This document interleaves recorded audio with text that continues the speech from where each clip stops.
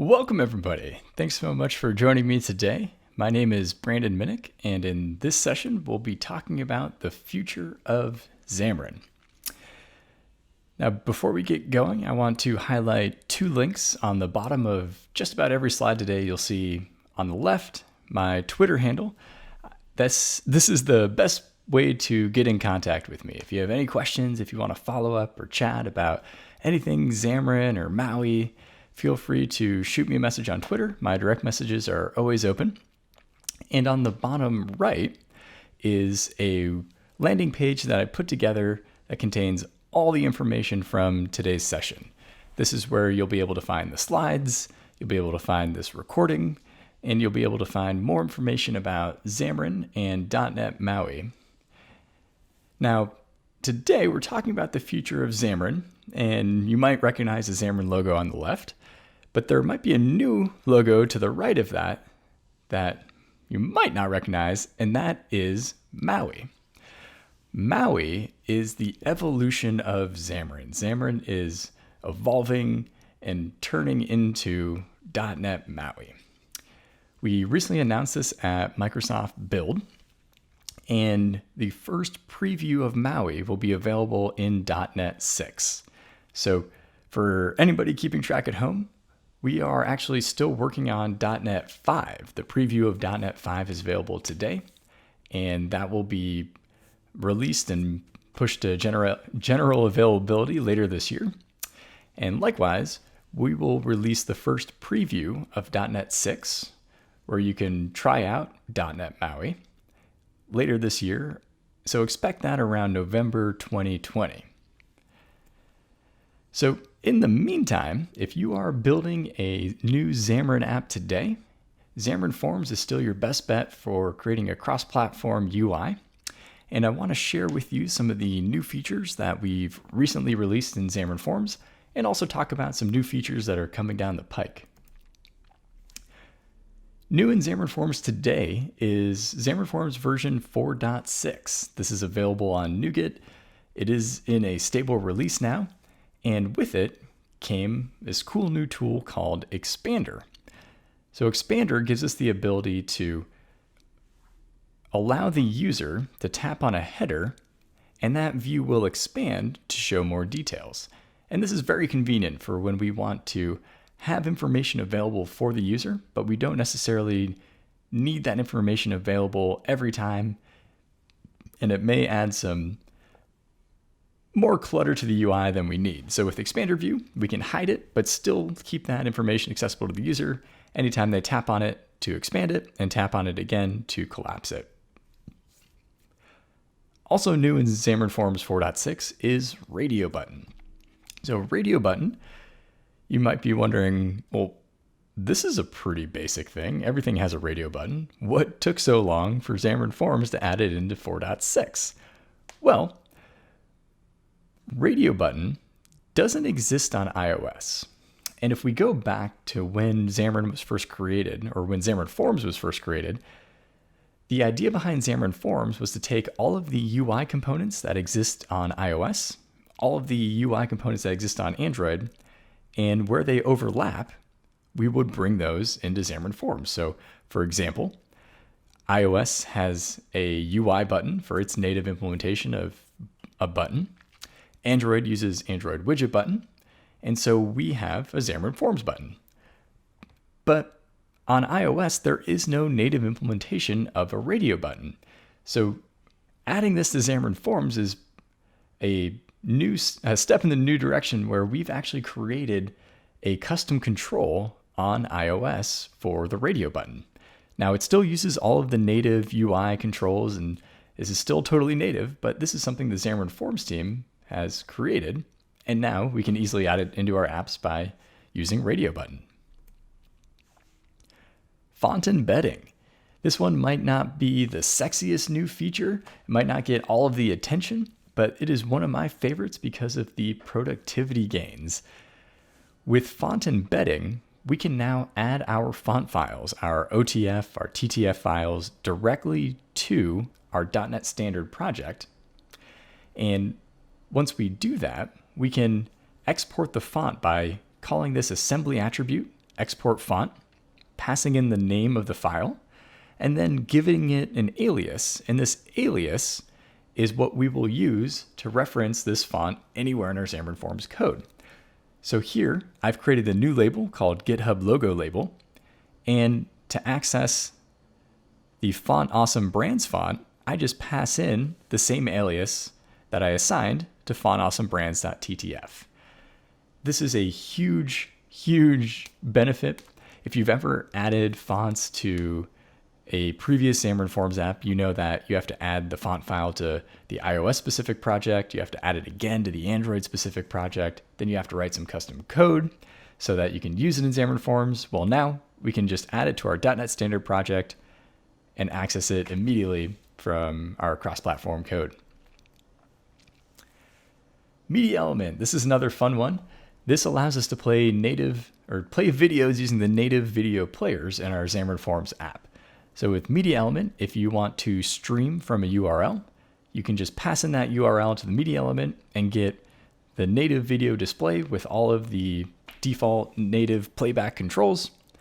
Or if you want to, you can also use custom playback controls, and it also supports streaming video from a file as well. And lastly, one of my favorites in 4.6 is CSharp markup extensions. If you are like me and you create your Xamarin Forms UIs in CSharp instead of XAML, CSharp markup extensions are a wonderful way to create beautiful, readable code. If we look at the grid that I'm creating down here, what we can do now with C# markup extensions is we can define each row and column by passing in a specific name. So I've created an enum called row.unitType, row.number to convert, and I'm assigning a name to each row. Likewise, I'm assigning a name to each column. So we have our label column and our input column. And what this allows me to do is when I add children to my grid, like my new dark purple label here, I can specify that exact row and column. And I can't tell you how much time and headache this has saved me, because before this, we would define our rows and columns, but we would just have to know that column 0, row 1 is where the dark purple label goes. Now we can explicitly define these rows and column names, and it allows us to also look at the code, and at a glance, we know where each child resides in our grid. Along with that, we also have the ability with C# markup now to do inline bindings. So I can also say .bind, and inline I can tell it to bind in this example, the picker's item source to a value in my view model. And if you are using C# for your Xamarin Forms UIs, I highly, highly recommend checking out C# markup extensions. Also released is Xamarin Forms 4.7. Xamarin Forms 4.7 is currently in preview, but I am using it in my app. We actually see the demo of my Git Trends app playing here on the right. This is an open source app for iOS and Android. It's available in the app stores. I recently published it just a month or so ago. And the reason I'm using the preview version of Xamarin Forms 4.7 is it comes with an image loading placeholder and an image error placeholder. And what this allows us to do is essentially show an image instead of showing a blank space. Now, in my Git Trends app, Git Trends helps you monitor your GitHub repos. So it'll show you how many views, how many clones each of your repos is receiving. And then you can also see where that traffic is coming from. And when you tap into this referring sites page, a little logo from that site appears. Now, this is the fave icon. So it's that little icon that appears in the browser whenever you navigate to, say, github.com. That's the same logo I'm using here, but again, this has to be downloaded from the internet via the URL I pass in. So what we see with the loading placeholder is I have a picture of a globe that appears until that fave icon is finished loading. And then we see, for example, here, jeanthuret.com turns into his fave icon. So a great way to add some more polish to your app and make sure that you don't have just a blank space where an image should be while that image is still loading. Also new in Xamarin Forms 4.7 is multi-binding. This is such a lifesaver because previously, before 4.7, if you wanted to bind anything to your property in your view, you could only bind it to one property, either in your view model or you could do a view-to-view binding. But now we can bind to multiple bindings at the same time. So the way this works is I define my binding here. So I pass in a new multi-binding. I've created the converter, which we'll look at in just a minute down below. And for my bindings, I'm passing in a binding to my view model. So it's going to this property called isTrending. And then I'm also binding to a property called width, which actually has a different source. So I'm using its own width property as a binding because I need to know if this image is wide enough and if it'll fit on the screen before I can tell it to be visible. So this is really cool because now I have a view-to-view binding with width and a view-to-view model binding with isTrending. Now the way this works is I've created an i-multi-value converter called isVisibleConverter. And anytime one of these bindings fire or anytime the property changes, my isVisibleConverter method fires and I'm given an object array of values.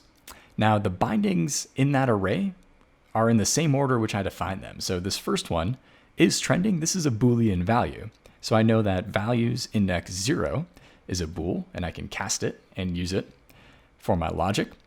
And the second one I passed in is width, which is a double. So I also know that values index 1 is a double, and we can perform that logic here to determine now, based off of these two values, is this image visible?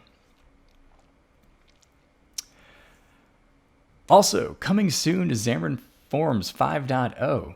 Now, I mentioned that .NET MAUI will be released alongside .NET 6 later this year, around November 2020. And it'll officially be released to general availability, removing the preview tag a year after that. So what that means is Xamarin Forms is still going to be the default go-to cross-platform UI tool for Xamarin developers. And we are still investing and still building features into Xamarin Forms during that time. So Xamarin Forms isn't going anywhere anytime soon. We're still contributing to it, adding new features, adding performance improvements. And one of those coming soon in 5.0 is the tab view.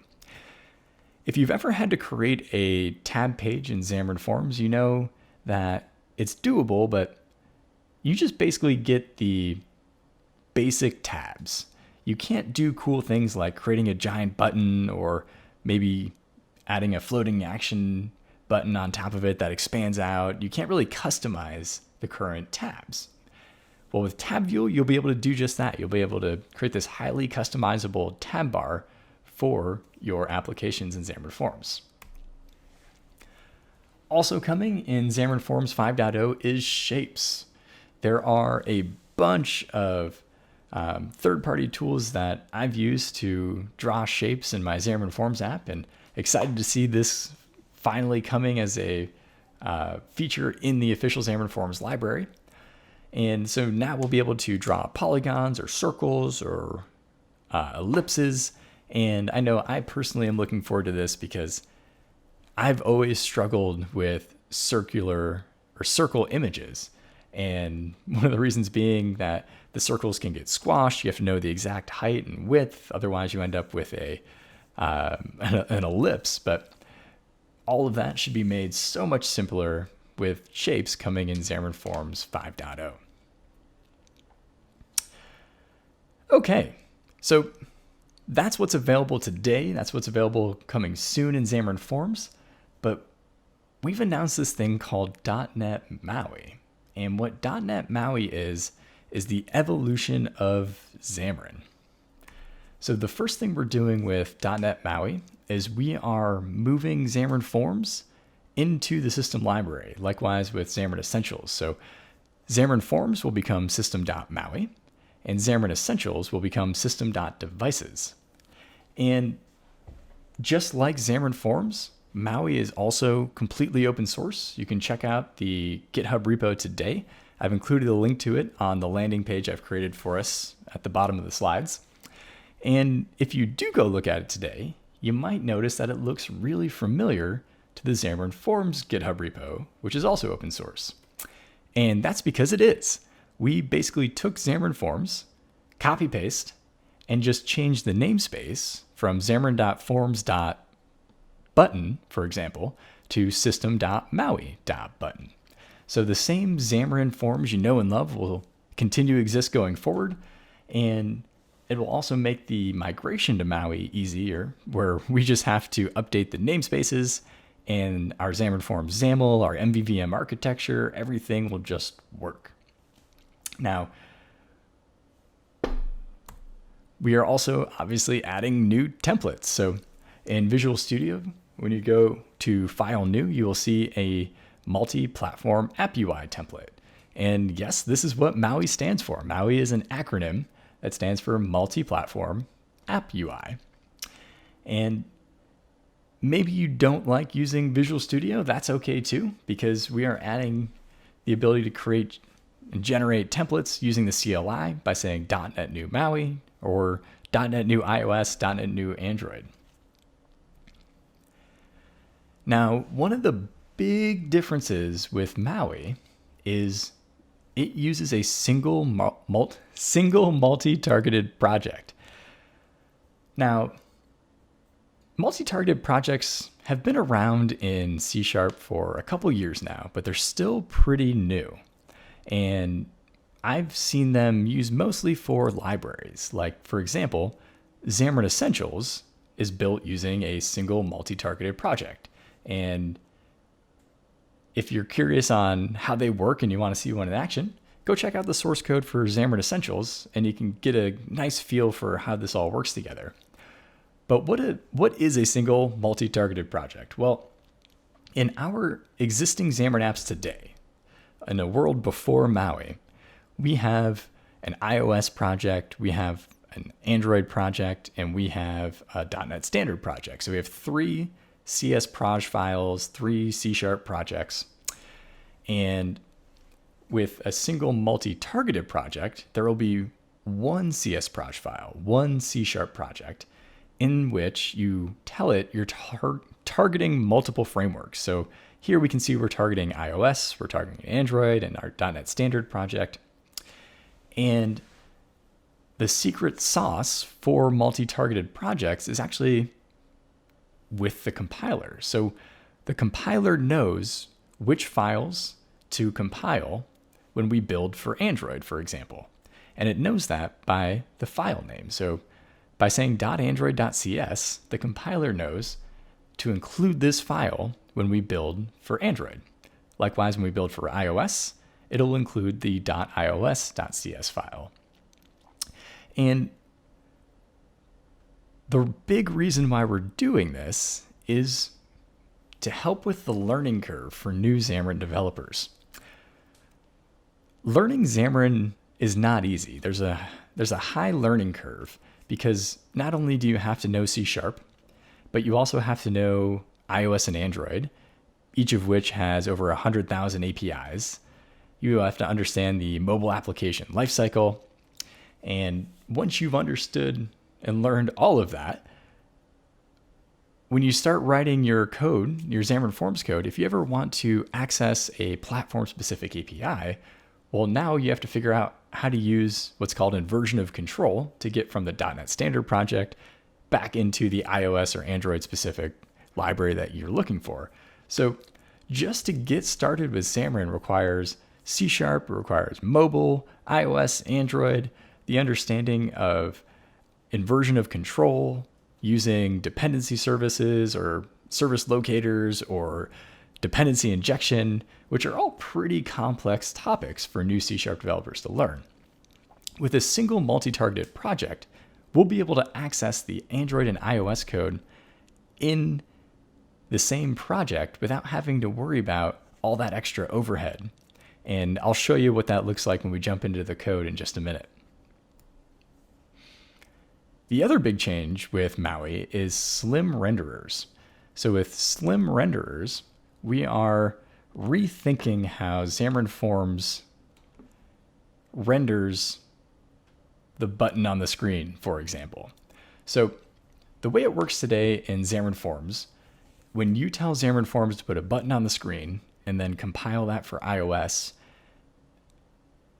Xamarin Forms turns that button into a UI button. So you still get the native UI, native control, native look and feel, happy days, but it does that using renderers. And there was no original definition for how a renderer should be built, how it should operate. And over the years, we've seen that different renderers are implemented differently. So if you wanted to create your own button renderer, it might be different from how you create a label renderer. And if you wanted to, even just doing the same button renderer on iOS versus Android is handled slightly differently. And so one of the big things with MAUI is we are taking back control. Everything will be interface based. So every renderer will have an interface like iView, iButton. And then you tell MAUI how to handle everything that an iButton requires. So things like the button text, things like the frame, things like the background color will all have to be explicitly defined because we're implementing this interface. The other big thing we're doing is improving performance by getting rid of those assembly attributes for our custom renderers. If you've ever created a custom renderer in Xamarin Forms, you know that once you've figured it out, you add an assembly attribute at the top to let Xamarin Forms know, this is a renderer I created, here's how I want you to use it.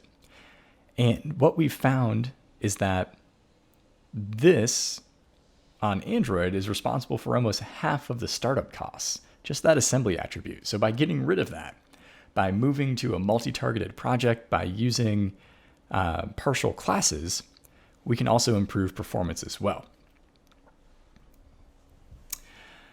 And there's even more things coming, like support for Visual Studio Code. So right now, as a Xamarin developer, we are using either Visual Studio on the PC or Visual Studio for Mac. And while you can write and edit Xamarin code in Visual Studio Code, it's not a great experience to build and deploy to our iOS emulators, for example. But with .NET MAUI, Visual Studio Code will become a first-class IDE alongside Visual Studio and Visual Studio for Mac. .NET MAUI is also introducing C# Hot Reload. So this was a pretty massive undertaking by the engineering team because Xamarin always used the mono runtime, and the mono runtime is ahead of time compiled. So anytime we would build our iOS and Android apps, mono would first compile all the bits, and then we would run it on the device, but that means we couldn't change code at runtime and see it updated on the device. Well, the team went back to the drawing board and they created a mono interpreter that we can now use for our debug builds that'll allow us to just-in-time compile our C# code and enabling C# Hot Reload. And lastly, the Model View Update Architecture, also known as MVU, will be promoted to a first-class citizen alongside MVVM with .NET MAUI. It's a different way of thinking about and architecting your apps, and we'll jump into that and see it in code in just a second. Okay, well, enough talking about it. Let's jump into the MAUI source code. Okay, so I have the MAUI source code here, and the first thing I want to show is that we are using that single multi-targeted project. So this maui.core csproj file contains values for Android, iOS, Windows, and if I look at the project file, we'll see that it's because those target frameworks are defined. So we're calling out .NET Standard, we're calling out Xamarin iOS, Android. All of those platforms are now available to us in this one project. So here is a label renderer for system.maui. Now, the first thing you'll notice is that we're referencing code that doesn't exist in this class. So this map property text method exists somewhere, but what we've done, we've used a partial class to define labelRenderer.cs, and in another partial class, labelRenderer.android.cs, is where we've implemented that method. So what this means is when we build for Android, we will be using the map property text method that accesses the Android specific code. So here in map property text, or here in labelRenderer.android.cs, we have access to the Android text view, and then we can set the text on it, we can implement it, do everything we need to do as if we were on Android, because we are. This is the Android specific code. Now, the other thing you'll notice with label render is this iLabel. And we are using this because everything in Maui is now interface based. We have a contract for every renderer. So if you want to create your own implementation of iLabel, you can do that just by referencing its interface. So for example, iLabel requires a line height, which is a double, but it also implements iText, which requires a string for the text, the color, a text type, which also, and this inherits from iView, which is where you can set is enabled, change the background color, and all of this, because it's interface based, is now required and more easily implemented for our renders in .NET MAUI. Now, the last thing I want to point out is this property mapper. So what is a property mapper? Well, to understand this, it's helpful to first see why this exists. So if I show, let's check out the Xamarin Forms GitHub repo. And let's look at a label renderer in Xamarin Forms today. So the label renderer, there we go, looks like this. So anytime a property is changed on that label, in Xamarin Forms today, it calls onElementPropertyChanged. And what Xamarin Forms then has to do is figure out which property changed and then handle it accordingly. So we see a lot of property name equals horizontal text, vertical text alignment, text color, font property, text property. And we just have this chain of if and else if statements. Well, if this isn't easy to read, nor is it very performant. Now, we do get a benefit in the fact that CSharp is smart enough to know that when we compile this code, if there's more than 5 if-else statements, it actually turns it into a switch for us in the compiled code. So we get a little performance improvement there. And if we continue adding if-else statements, and that switch statement generated by the compiler continues to grow, eventually C# will turn that into a dictionary, which also improves performance even further. So what we've done with property mapper is we've skipped the middleman and we've said property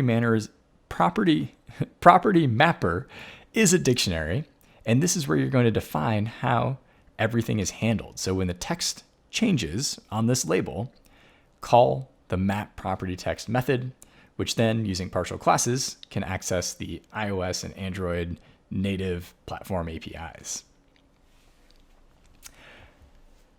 Okay, so I also want to show off how to use .NET MAUI, how to use this MVU architecture. But, like we said a minute ago, .NET MAUI isn't available until .NET 6, which is released in preview in November 2020. So how can we play around with MVU and .NET MAUI today? Well, it turns out that there is a library called Comet, and this is just a NuGet package created by one of our Xamarin engineers, James Clancy. And Comet is the inspiration for MAUI.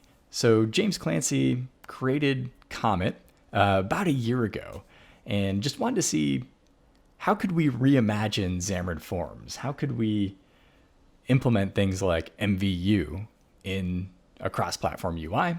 He came up with the idea for Comet, and it's available on NuGet today to try out. And this is the same idea, and actually a lot of the same code, the same implementations, which will be coming to MAUI. Now, that being said, I do want to give the caveat that the preview for .NET MAUI isn't available yet, and we are actually chatting with folks like you in the community today. So if you check out the .NET MAUI GitHub repo, again, it's all open source, you'll find we have over 100 issues opened up on the repo, but none of these are bugs. They're all conversations being had about how to architect .NET MAUI, how to best implement it going forward. And I highly recommend everybody jumping in and joining the conversations to help steer the direction of the product today. But that being said, Comet is available.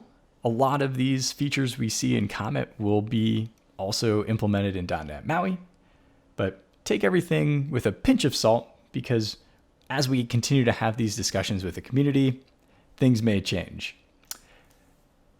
So here is an app that I made to help me understand my geolocation. So my latitude, longitude, altitude, accuracy. And right now the simulator is just giving me unknown values because, well, it's a simulator. It doesn't have GPS, so it doesn't know where I am.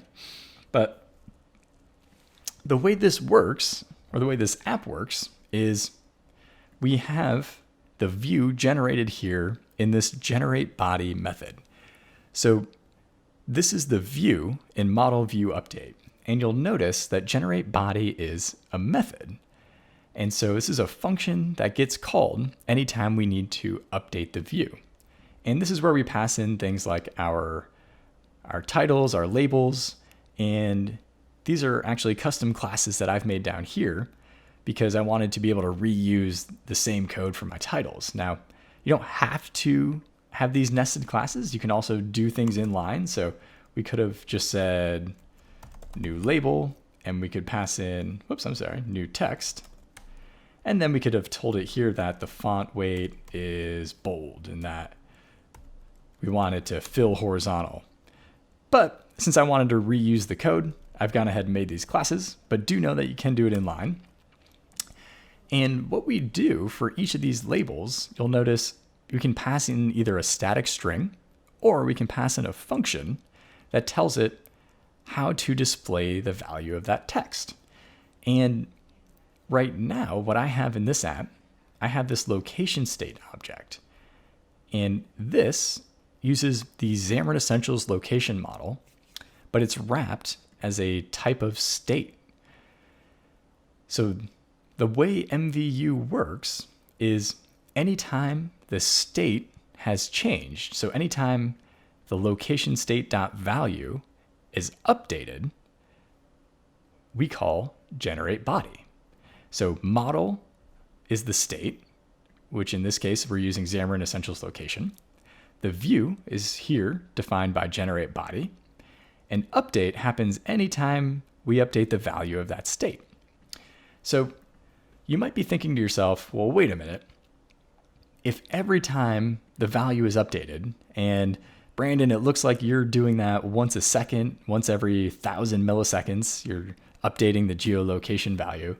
Well, doesn't that mean that we're constantly redrawing the UI, and isn't that going to have drastic impact on performance? Well, don't worry, because we are including that in the engine for .NET MAUI. So we're going to have the ability to look up the changes. So if only one value in location state change, like if, for example, maybe only the latitude changes because I'm driving north, but altitude, accuracy, and longitude are all the same, .NET MAUI will be smart enough to recognize that that's the only value that's changed, and that's the only value to update on the UI. Now, I do want to say that with a caveat that be aware that there is also ways to trick that engine and confuse the engine. So when we release .NET MAUI, we will have some tips and tricks on how to best use this to avoid tricking or fooling the engine into thinking that it has to update the entire UI every time. But right, so with model view update, we can see that our view is defined in a function that is called every time our model is updated. And MVU is an architecture that I'm personally really excited to see that we are adding as a first-party architecture in MAUI, because MVU has existed for a long time in the developer community. And if you've ever done any work with React, you've probably used MVU.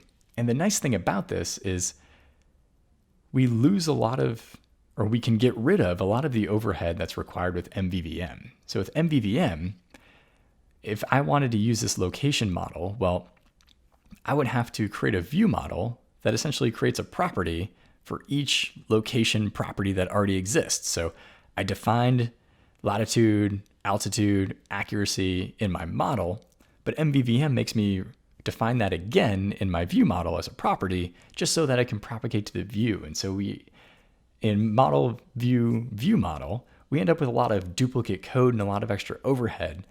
You'll also notice there's no implementation of iNotify property changed here in MVU, because that is all being handled for us. So MVU allows us to get rid of a lot of duplicate code, a lot of unnecessary overhead. And there's a future where people are already starting to use for their business logic a backend API called GraphQL. So I've seen apps that have just the view, and it connects to a GraphQL backend, and the GraphQL backend is what sends the updates. So I can see a future where we have mobile applications created in MAUI that are just the view, and all the work's being done in the backend. Now, obviously we'd want to have some sort of offline state available for the user, but it's a really cool idea to think about having to write less business logic, less duplicate code.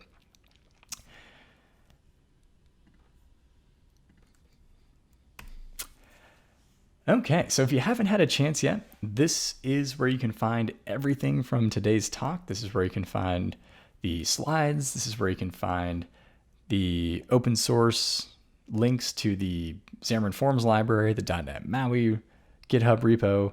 I've also included some blog posts and videos that were really helpful for me when I was learning about .NET MAUI. Specifically, there's one video that I've linked here by James Clancy, who is the creator of Comet and the engineer working on .NET MAUI now. And he dives really deep into the .NET MAUI source code. He touches on more than we could review in just the couple minutes we've had together today. So do check out that video of James Clancy and Sweeky working together on their Twitch live stream, diving into the MAUI source code. And do share this with your friends and family. I'll also have the recording of this video posted there as well. Thank you.